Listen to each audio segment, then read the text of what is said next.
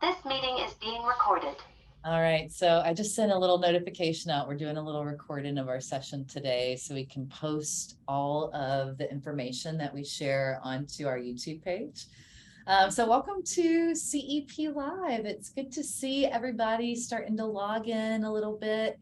We're here with you every single week on Tuesdays at 3 o'clock to log in and let you guys share a little bit in the education program that we have at CEP. And what we do at CEP, we're really focused on being a lifestyle program for people with mild cognitive impairment and their care partners, and really coming in and saying, what lifestyle interventions can we bring into your life? Things like nutrition, staying active with Tai Chi and yoga and fitness classes. We have amazing occupational therapists in our program that part of our study is teaching people how to live longer independently and safely in their homes. We have a whole technology side of our program at CEP where we kind of come in and talk to you about the latest innovations and offerings for making things accessible for you in your life after MCI. And we also have an amazing cognitive team that can talk about really well-tested research and lifestyle programs and support systems that can really make a big difference. And that's what we're interested in at CEP. We're interested in the research that makes a big difference once some memory issues have been noticed and diagnosed by you and your care providers, to say, what can we do that makes a difference? What is it that we can do to change the outcome or the trajectory of some of these changes that we're noticing in our lives? And CP is about coming and bringing that research into your life on these weekly webinars. And one of the things that we know, and we say time and time again at CEP, is that nutrition makes a difference. What we put in our bodies makes a big difference. And that's the topic that we're going to be sharing about today. We've got Greg here, who is our phenomenal nutritionist that's been working with our program. And he's going to talk to you guys a little bit about the Mind diet, meal planning, how to really kind of take some of the suggestions that your care provider gives to do things like, why don't you go to the Mediterranean diet or the Mind diet or DASH diet or whatever the diet may be? How do we plan and implement those in our home? And today we're going to be talking about the Mind diet, which is what we really take that full year at CEP to unfold the Mind diet into your life. And we know some of these changes take time, and a lot of these changes take guidance. And so Greg is someone who is an expert at that guidance of saying, we know what the recommendations are, but how do we implement some of those recommendations in our day-to-day life? So he's going to break that down for you guys. We've got a few more folks that are logging in.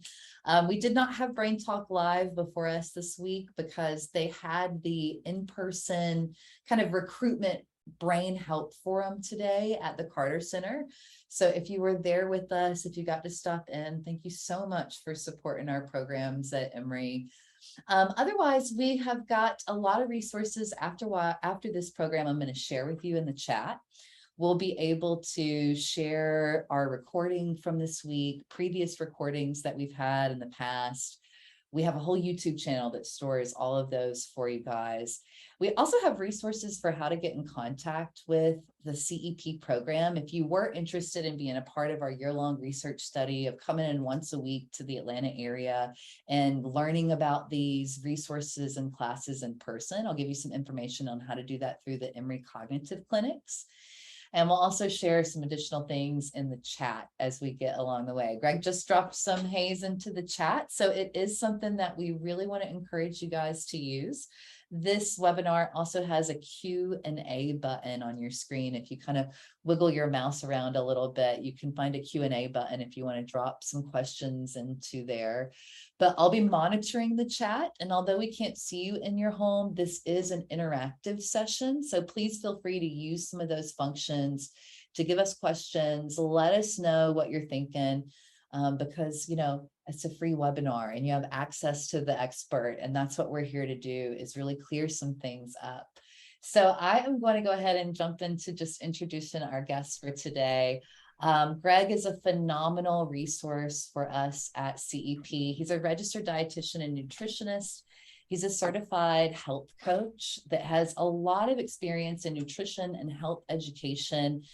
And what Greg is really kind of passionate about is engaging healthy eating, personal wellness, and the whole scope of your life and your mind and your body and your spirit, and really supporting you in your individual goals. And for a lot of us at CEP, that those goals are in the mind diet. He went to Georgia State University for nutritional sciences, and his master's degree in nutritional and human performance is from Logan University. And we're just so pleased to have his resource with us today. So it's good to see you, Greg. Thanks for being here with us. Thanks so much for having me, Megan. I'm excited, and I'm really excited for everyone who's on today and really ready to share some information with you all that I really feel like can be beneficial. I'm going to share a presentation that I normally give during just one of our cohorts when it comes to our care partners and our members as well. So this is just a presentation from what I would normally give. This is something that myself and the other dietitian, Margot, we have come together and we just provide these classes and provide this education. So if you've heard this before, then I'm sorry. But I'll definitely try to be very resourceful and answer any questions that may come up. And please feel free to ask questions, put them in the chat box, and we'll get started. So today we are going to be talking about meal planning when it comes to creating meals for the mind diet. Now, the mind diet, if you don't know already, it's a diet that is a mix. It's like a blend between the Mediterranean diet and also the DASH diet. So the Mediterranean and DASH diet are two diets that are supposed to be heart healthy, essentially. So these are two very beneficial diets for cardiovascular health, cardiovascular function, and overall just heart health. And they come together to make the mind diet. Now you may be wondering, like, okay, if these are two different types of cardiovascular type of diets, then why is that associated with brain health? And the answer is simply that what's good for the heart is also good for the brain, right? We know that there are blood vessels and arteries that go in and out of the heart, that pump blood in and out of the heart. It's kind of the same concept when it comes to our brain. Blood goes into our brain just in order for normal brain function and flow. Now, when there are blockages in that connection between our blood getting to the brain and the brain returning back to our body and our hearts and whatnot, that's kind of where we start to see problems in cognitive function. So the mind diet is trying to put all of these different things together in order to promote brain health as much as possible, slow cognitive decline, and promote overall healthy living and just thriving health in general. So today I wanted to talk about meal planning and creating meals for the mind diet.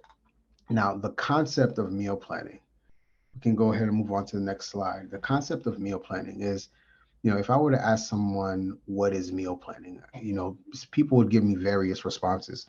Some people would say meal planning is knowing exactly what I'm going to eat before I eat it. Very true. Some people would say meal planning is boring, right? Some people would say meal planning gets tiring, right? It's a lot of work.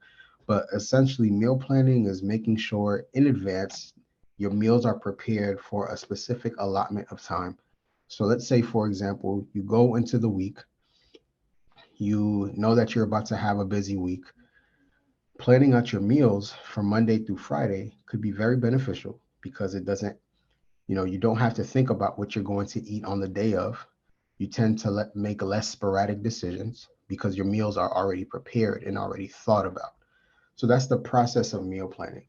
And everybody's process may look different. Some people may purchase their groceries on Saturday, prepare everything on Sunday in order for a Monday to Friday meal plan. Some people may purchase their groceries on Sunday and only plan to have a lunch for that week planned out, just because lunch may be the busiest time of day. It really just depends on the individual needs, and it depends on you what you personally feel like is necessary. I know for myself, when I have meal planned, life just became a lot easier. My week became a lot better, and I spent a lot less money because I'm not, spending money on food every single day. But the food was already thought about and planned out prior to the week even starting. So let's talk about, in order to make meal planning a success, there's a couple of different things that I would want you to know. Meal planning is very essential when it comes to the mind diet. Implementing that mind diet, that's very important. So there are certain foods that make up the Mediterranean and DASH diet that I spoke about last time. And those mind diet foods, incorporating them into the meal planning is key. Having a stocked pantry, that's also pretty important as well. Let me see if I can move on to the next slide here. Having a stocked pantry is very important. So, just having your seasoning, it doesn't really matter when it comes to seasoning. You can really use any kind of seasoning. I always promote and encourage people to use more herbs, those types of seasoning, because they tend to have less sodium in opposition to like the salts or the lemon pepper, Old Bay, things like that tend to have a little bit more sodium in them, more salt, while things like garlic powder, onion powder, peppers, so those typically don't have much sodium in them and can definitely flavor your food very well.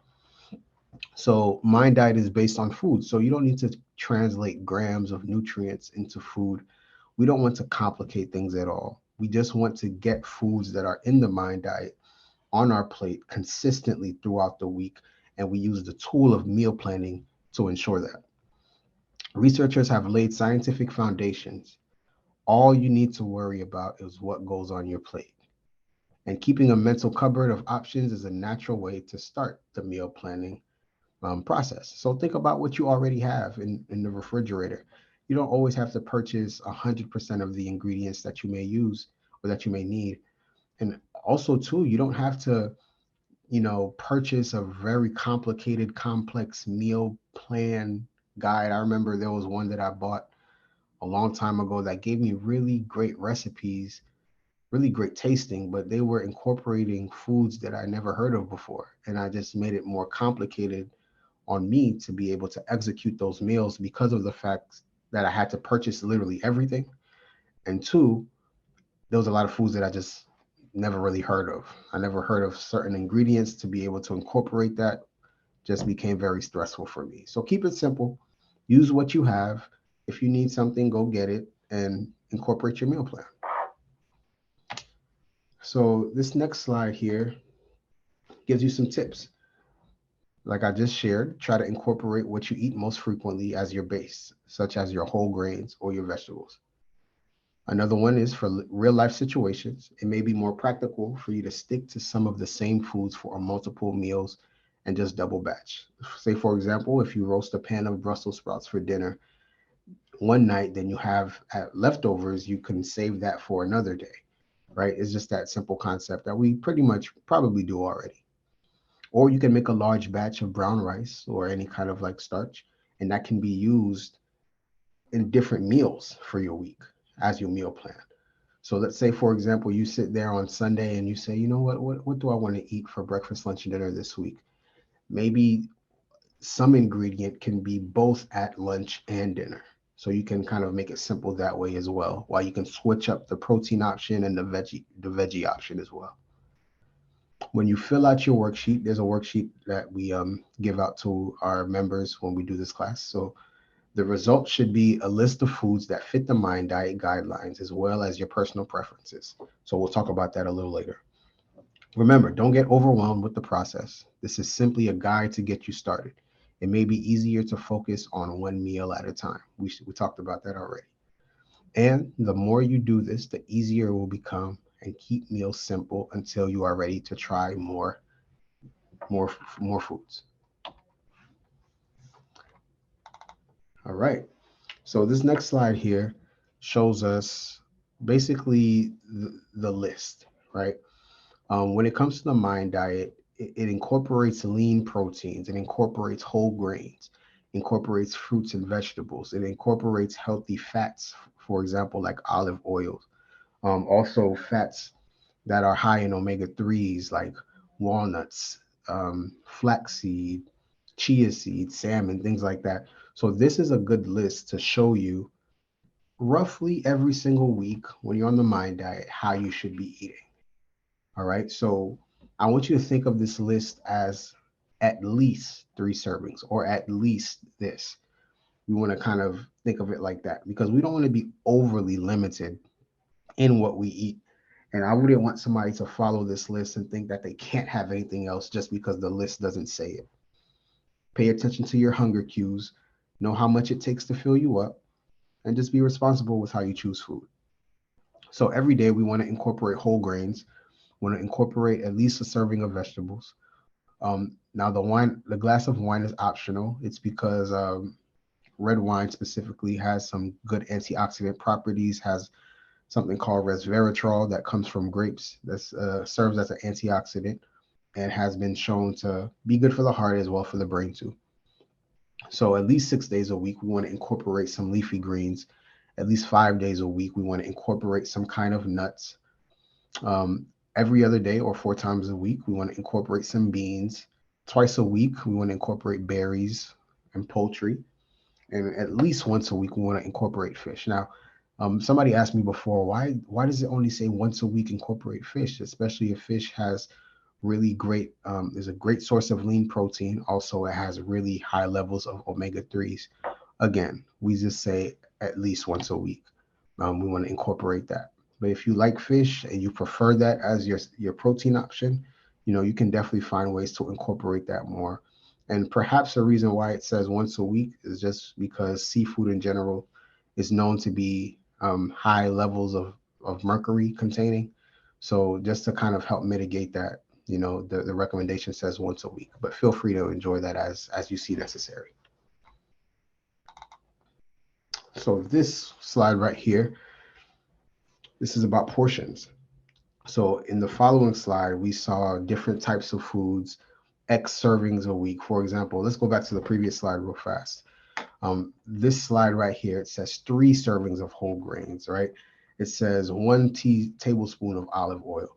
So this next slide shows us what that actual serving is.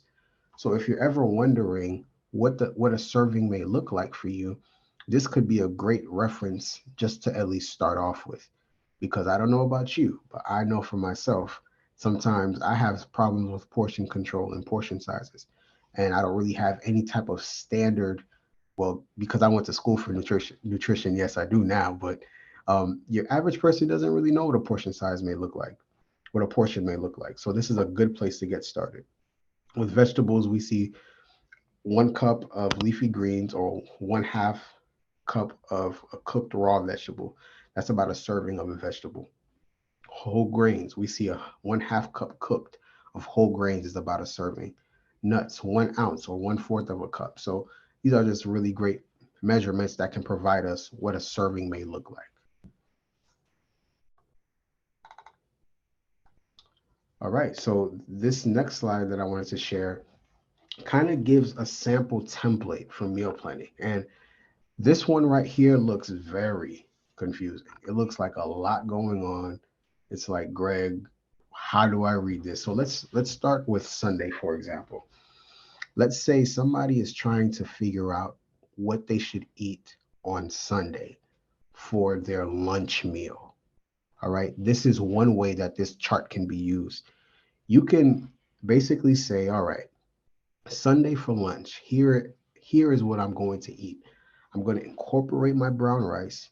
I'm going to have some broccoli, incorporate some kale, have some strawberries on the side, and drizzle 1 tablespoon of olive oil on my rice. All right. So for Monday, let's say somebody wanted to have some oats as their whole grain, some carrots as their vegetables, spinach, walnuts, black beans. They have chicken, they have olive oil. So this is just an example of how you can use this chart.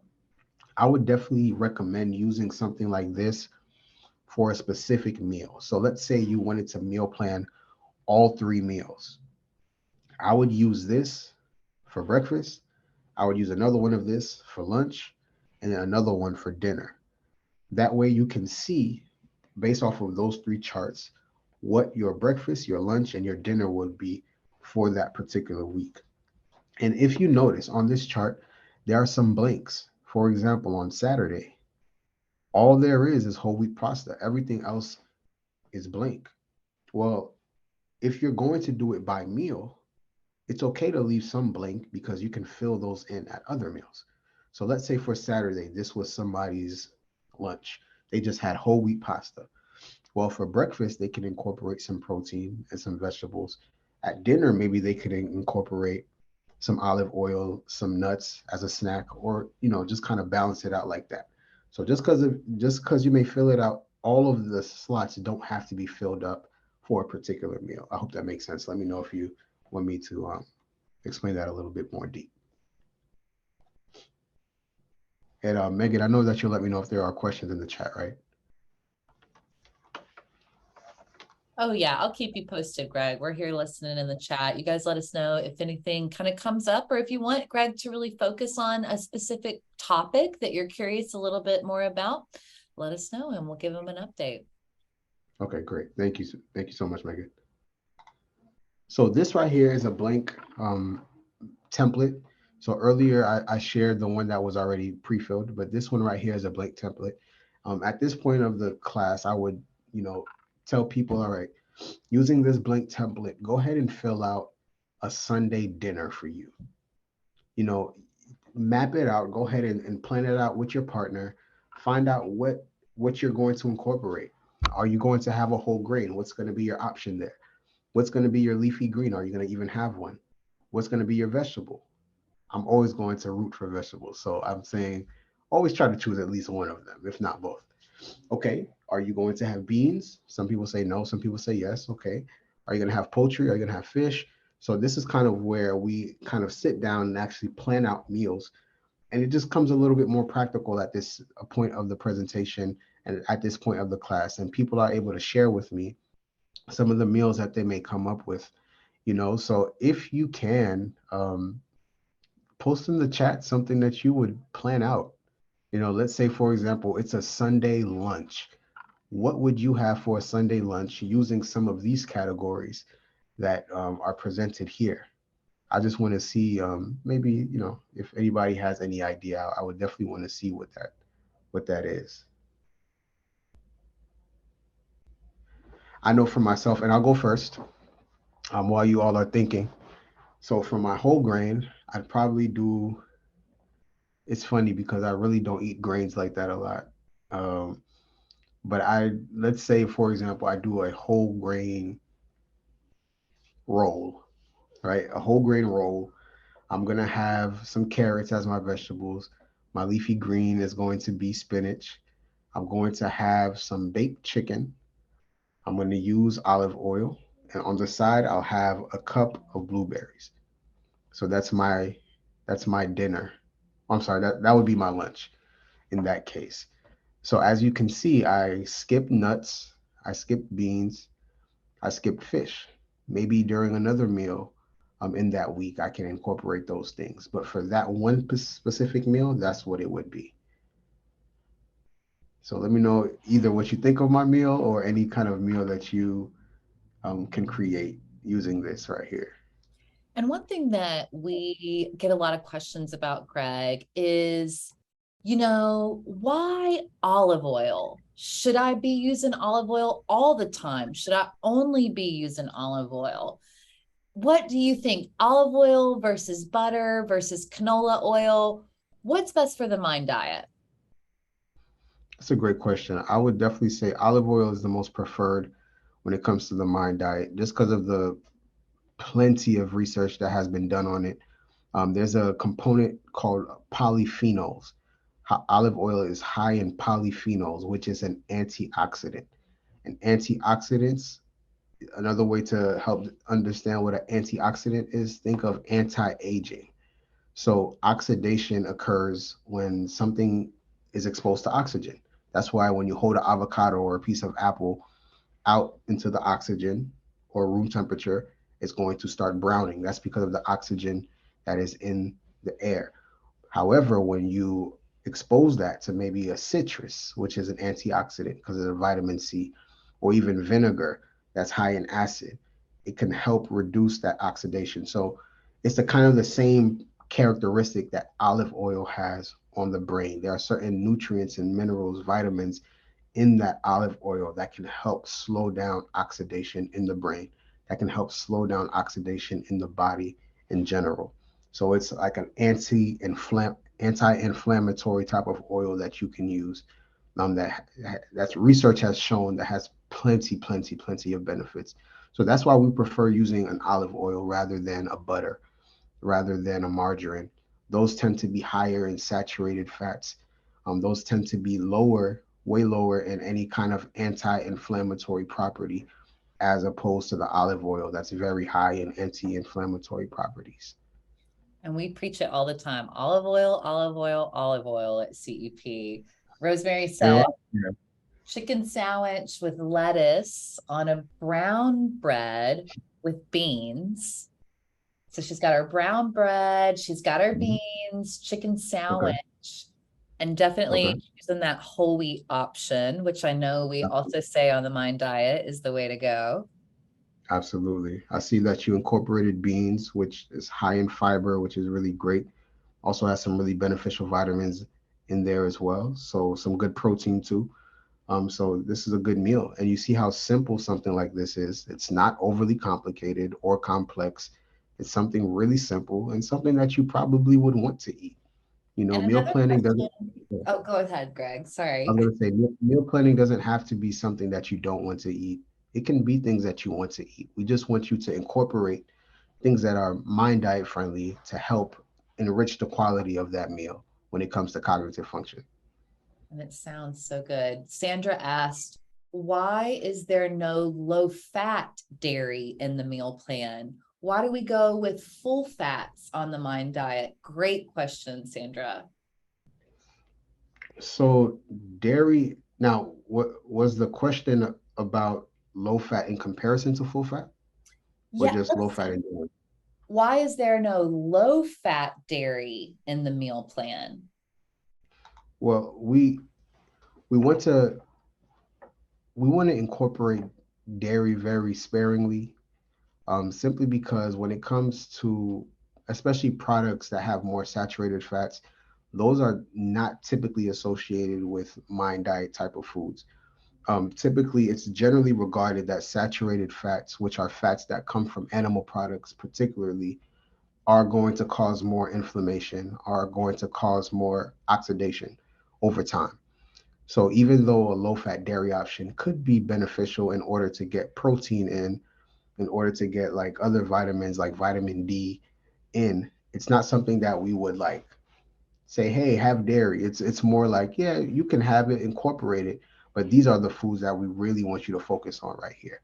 So it's more of that rather than you can't have it at all. And what about almond milk? We have a question Almond milk, in the chat. How about almond milk? Do we prefer almond milk over whole milk in the Mind Diet? I would say so, yes. Reason why almond milk, I mean, it's a plant-based milk. When we're talking about mind diet, we don't flat out say more plant-based, but essentially, if you look at all of these foods, I mean, majority of this list is plant-based. Of course, we can incorporate healthy, lean proteins like fish, like chicken, to get our protein in because that's very important. But we want to incorporate as many plant foods as possible. Those have been shown to help decrease cognitive decline, to also improve heart health, which is directly correlated with brain health, as well as like just to decrease oxidation in general. Really good for the skin, really good for the heart. So definitely incorporating more of those plant foods. So almond milk is one of those plant milks. It's very low in protein, so I wouldn't say drink almond milk for your protein content. Not quite. It's fortified with vitamin D, has some calcium in there as well. Also has vitamin E, and vitamin E is one of those main antioxidants that are really good for the brain. It's so good to help clear that up. And I love getting clear about, why you're choosing the things that you're choosing. It's so good, especially on the Mind Diet, to really prioritize I want to choose it because it's anti-inflammatory, or I want to choose it because I know it's good for brain health. And those little small choices are such a good way to do that. Lawanda said Yes. for lunch, if it's a homemade soup, follow in these guidelines. And it's about to be soup weather, Lawanda. So I love your Yeah, recommendation, it's especially already, today. it's It was so already, cold in Atlanta. So that's a good oh one. my, it threw me off. Yeah. Had to What get if a it wasn't jacket threw me from off? the back of the closet. Oh my goodness. But yeah, I think that's a really great lunch right there as well. It's such a good idea to incorporate soups. It's so easy to get vegetables into your soup as well without really tasting the vegetables in your soup. So good job on that. I think that's great. And I did see a question from Mary. She asked green beans and beans like cannellini beans equivalent. So I would say that they're I don't know the exact specs when they match up when it comes to their nutrient content, but I can tell you right now that they both probably have very good fiber content. When it comes to beans, all beans are considered starchy vegetables. So they do contain some kind of carbohydrates in them, but the fiber in them really make them a really great choice because it can still spike your blood sugar, but foods that have no fiber in it will spike your blood sugar like direct, like straight up. But foods with fiber in it will still make your blood sugar go up, but more slowly and gradually. And that's kind of where we want it to be because that's where we have more control of our blood sugar, especially if we have diabetes. That's where we have a better insulin response. Our body's not like secreting all this insulin at once, but can really help control how much it gets secreted and just how level our blood sugars can stay. So whether it's green beans, cannellini beans, eat your beans. I think it's a great choice. And Greg, do you have any feedback for canned beans versus fresh beans? Any opinion on the Mind diet in this? No, I would just say if you are choosing canned beans, which can be 100 times more convenient, right? Just get the ones that are low sodium and just add your own seasoning to it. That would be my only thing, my only stipulation. Um, they're prepared to almost the same quality standards. I mean, the nutrient content really doesn't vary much between the two. So if you do go with canned beans, just make sure it's low sodium. If you are someone who has to watch your sodium and likes to use a lot of salt, maybe you can reduce the sodium in the beans while you can add seasonings to the meal to help enhance the flavor rather than having the, fully salted, you know, beans. Somebody said if you need calcium, milk is usually better, right? So calcium, you can get calcium from a lot of different sources outside of milk.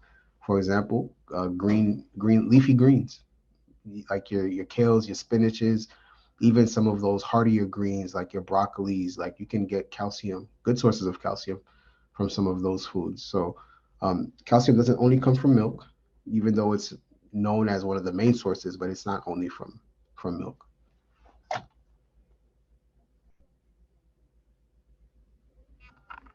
Okay. So let's go ahead and move on. We're having a great conversation. I love it. So this right here is a sample meal plan for a mind diet.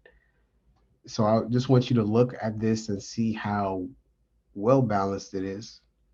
No diet is perfect, but it's a great place to start. If you're having questions or need some kind of guide on where to get started, this can be a great place to get started. So you have overnight oats with berries. So oatmeal, you incorporating your grains. With berries, you're incorporating your berries in that category. You have avocado on whole wheat toast. You have brown rice, roasted salmon, sauteed greens, leafy vegetables with 1 tablespoon of olive oils. And as a snack, you have a handful of walnuts or almonds, half a cup of berries with plain yogurt. This is a great mind diet meal put together. It's not the only one though. So some of the ideas that you all brought up were really great ones as well. So just find ways to incorporate these foods and just make it enjoyable for you.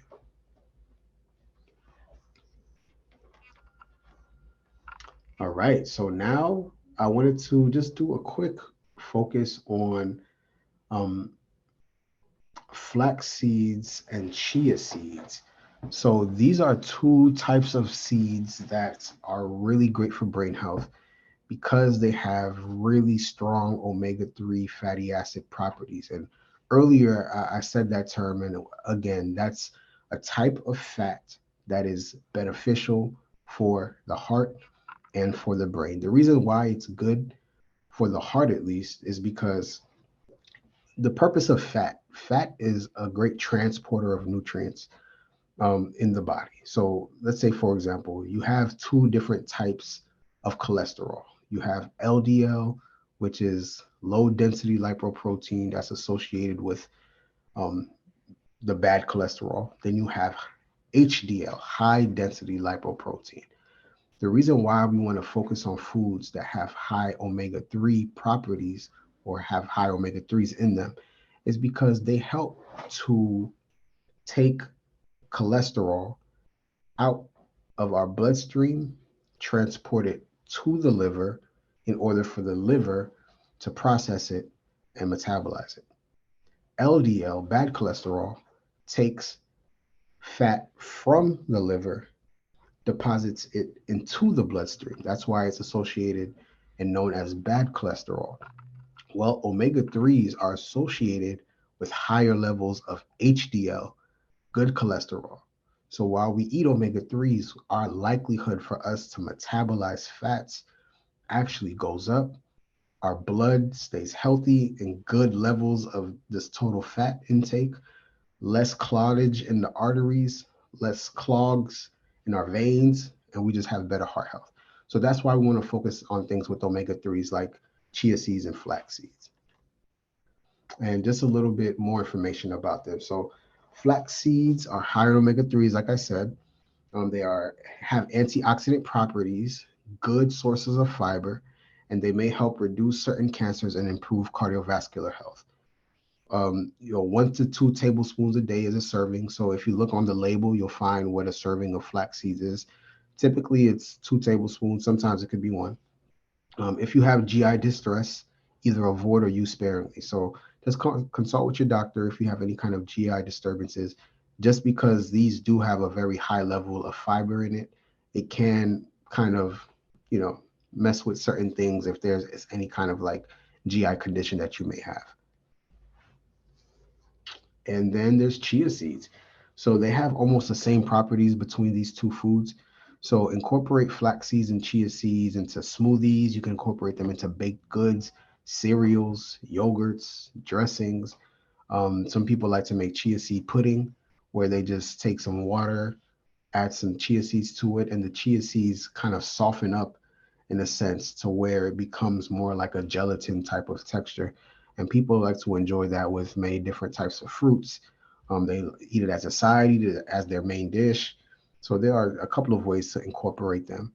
I like them because you don't really have to know that it's in there.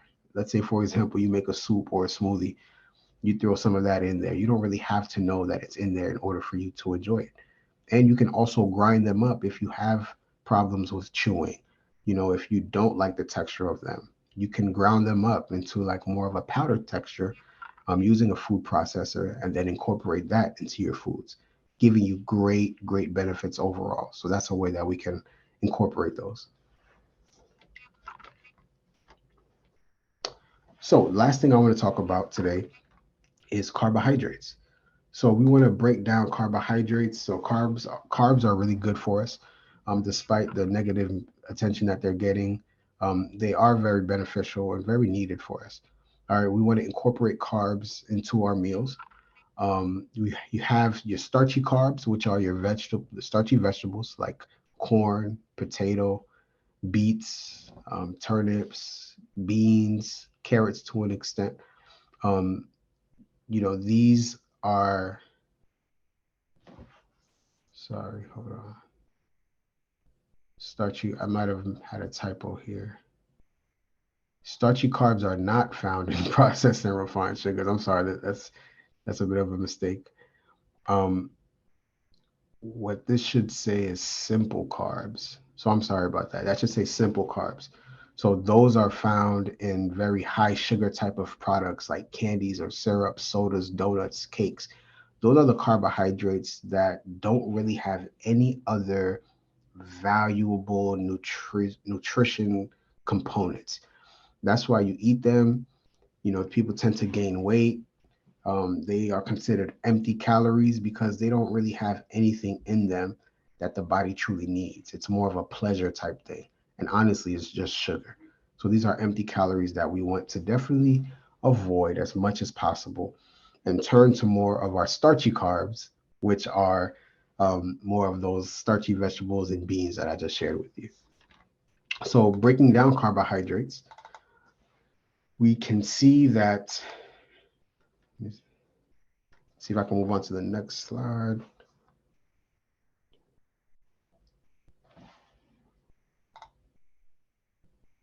The next one. All right, so you have complex carbs. So some of those things that I shared with you earlier are complex carbs. Your whole grains are complex carbs. Typically, your complex carbs will contain more fiber than your simple carbs. That's probably one of the biggest things to know about them. They're complex because they go through more of a complex process for the body to break them down. The body will break them down a lot slower so that your blood sugar will go up a lot slower. As I shared with you earlier, it's better for your insulin response and making sure that you're not having a severe blood sugar spike, only to have a severe blood sugar drop. So it helps just kind of regulate things and keep things balanced as much as possible. That's why we want to choose those complex carbs, right? Which is peas, beans, whole grains, root vegetables, which I shared with you a little earlier. Fibrous carbs, they are the slowest to digest. So that's really where we get the fiber. So we get those in our fruits, we get those in our vegetables, we get those in our whole grains, again, our nuts, our legumes. So we want to aim for 25 to 30 grams of fiber a day. If your diet is low in fruits and vegetables, it is very hard to get the fiber that you need. And what are some, symptoms of lack of fiber in the diet? Well, you might experience very severe constipation. You might experience very severe bloating. It might be harder to maintain or keep weight off just because you're not getting that fiber intake to help you eliminate waste. Because fiber serves as a really good food that can really help us eliminate and release things out of our body through number twos. So that's why we want to incorporate fibers and as well as good fluid and water intake as well. So here are some things you can do. Add beans to your meals. You can swap out white pasta for whole wheat pasta. Add nuts and seeds to your salads. Fruits with edible seeds are fibrous carbs. That's why we promote berries. Try your cruciferous vegetables. These things are like broccoli, Brussels sprouts, kale, cauliflower. Incorporate those into your meal, and you'll be able to bolster your fiber intake a bit.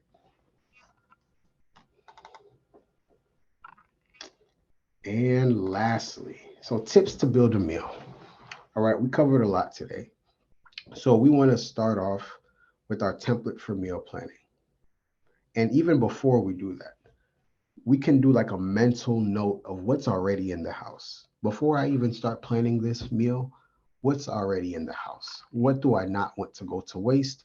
The expiration date on this is coming soon. I want to make sure to incorporate it before it does. So start off like that. Use the template for meal planning to build out your meals. And we talked about using one template per meal just to kind of help facilitate that. Line them up, see what you're going to have for the whole week. Sometimes it's easier to focus on one category at a time. So again, using that template could really help you break it down and focus on one category at a time instead of thinking about everything and finding, okay, what does this fit into? Just focus one step at a time. Another idea is to use a Mind Diet cookbook. A lot of them can be found online. If you just type in Mind Diet cookbook, you can learn not only more about the Mind Diet, but also like simple recipes that incorporate Mind Diet foods that can be very good for brain health.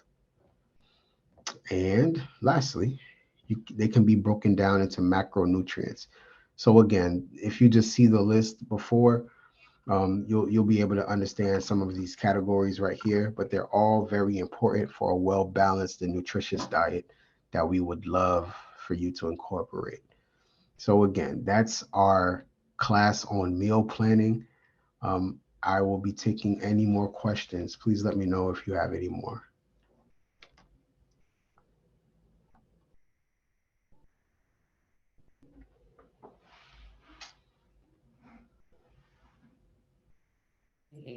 That was so good, Greg. It really kind of reminds us, especially the things about using what we have, preparing what we love, having a plan, and that the plan helps to support our goals in the Mind Diet. It can cut down on time sometimes, figuring things out, what we're going to make tonight, all that kind of stuff. But it could also really save on cost when we do these things and we plan ahead of time and we're not making last minute choices.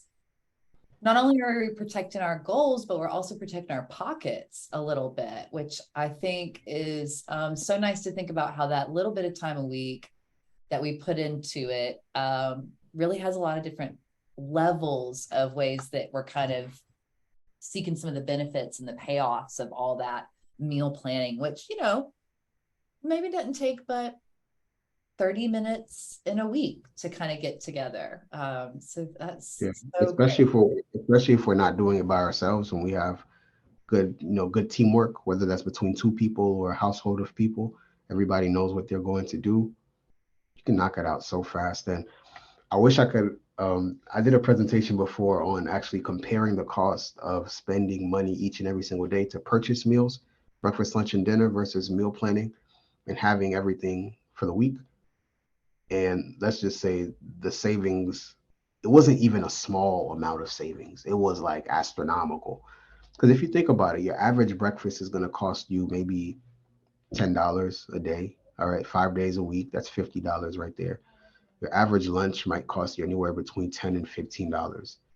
So multiply 12, that's right in between 10 and 15. 12 times 5, that's 60. So 60 plus 50, already at $110 for your breakfast and lunch just for 5 days. Dinner is going to easily cost you $15 to $20, right? So $20 times 5, that's 100. 100 plus 60 plus 50, that's $210 a week, and that's just breakfast, lunch, and dinner. I didn't talk about any beverages. I didn't talk about any snacks. I didn't talk about any possible dessert, right? So that's when it gets really expensive. But if you purchase all of that, you might spend 100, maybe in the mid hundreds, perhaps, depending on the meal. And that right there is amazing. Not only do you have to not worry about the stress of what you're going to eat, but you already have healthy food in your refrigerator.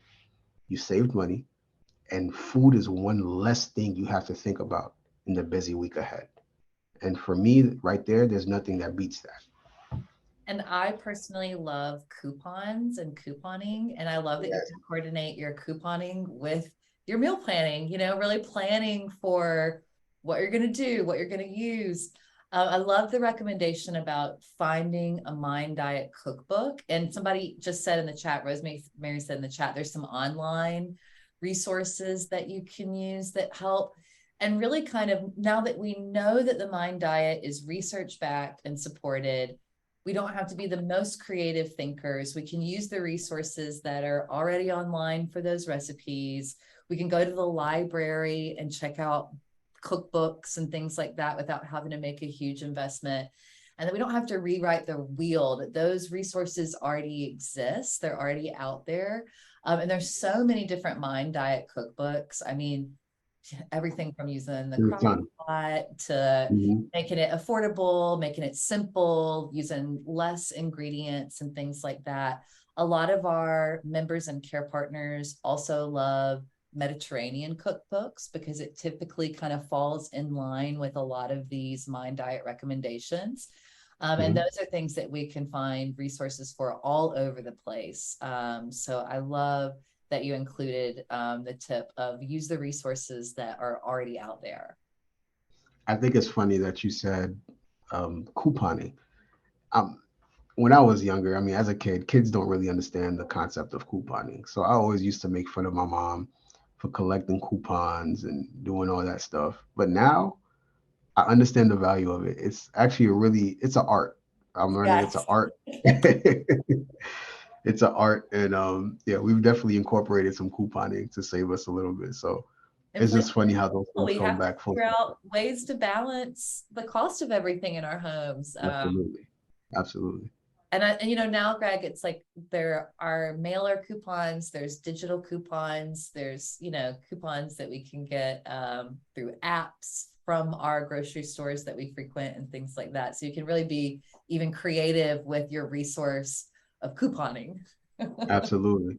And let's not forget that our utility bills are about to go up, if not already. So let's find ways that we can save while incorporating good healthy practices. That's a double win right there. And I really feel like some of these tools that we talked about today can really help you do that. Save money and save time. Use the crock pot. Use the recipes that are Empire. already Yeah, in your head that you've had for forever that you love, that were your mother's recipes. Make time to invest in that. And thank yeah, you so much for sharing the reminder for that, for the encouragement for that. And it's a real reminder that, you know, when we're making lifestyle changes, we can't always make those changes on our own. Sometimes we do have to do the research and the resources and find the support. And the more that we do that, the easier and the lighter that the load becomes to lift. So use your care partner, use the people that live with you, use your family members, use the resources that you have, and value your time, value your brain health, value your money and the resources that you have by investing in a little bit of time in a week for some meal planning. So absolutely. And y'all start off with one meal. That would be my takeaway. one a week. Yeah, And yeah. it doesn't Start off have with to one meal. be all at once. The shift can be very gradual. Say to yourself, okay, decide for yourself in your house, what's the busiest time of day for us?